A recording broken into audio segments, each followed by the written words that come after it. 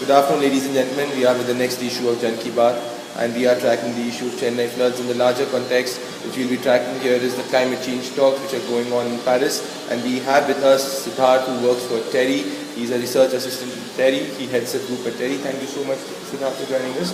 My question to you, Siddharth, is I have been going through the various reports of the way the Western media is covering the whole talks.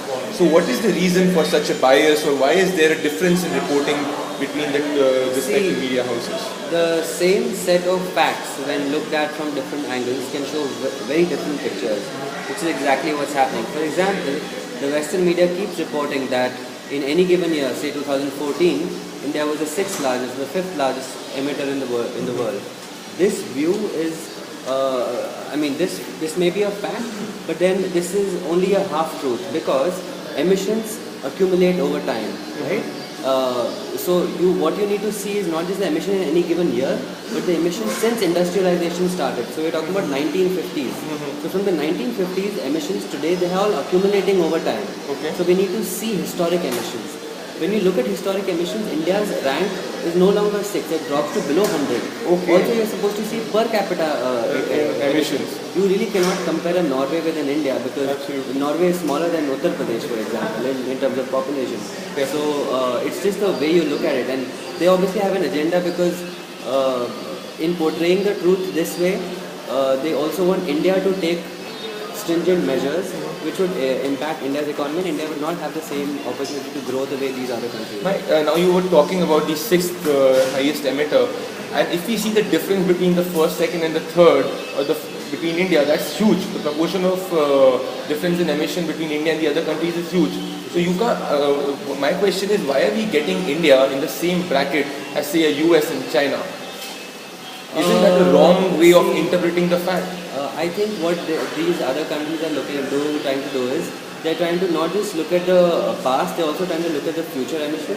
So if their argument also is that if India is already the sixth largest emitter in any given year, say this year, over the next 50 years, when India's emissions start accumulating the way we are measuring theirs right now, then India will suddenly be beyond a stage where India can actually help or be a part of the change. So they want that kind of to come in, but I just it still doesn't make sense, because this is a historical problem, and they have caused the problem. So you cannot run away from it. You cannot run away from a problem that you created, basically. And another question, Siddharth, here is that you have to acknowledge the problem, that is the historical part that you're talking about. But the second question which comes here is, where are the talks heading? Because if the various parties stick to their lines as they are sticking right now, then it is very difficult to arrive at a consensus, or at least at the middle ground. See, it's too early, because the talks are going to go on for a few more days.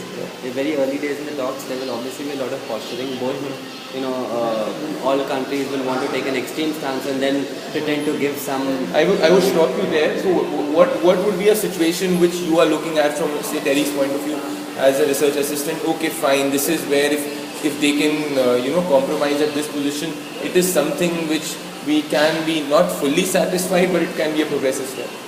First of all, just to clarify, I'm not taking TERI's Absolutely. All these views are my personal views. Definitely. Secondly, it really remains to be seen what will eventually end up turning up. I don't believe that there will be legally binding constraints on emissions from even the developed countries.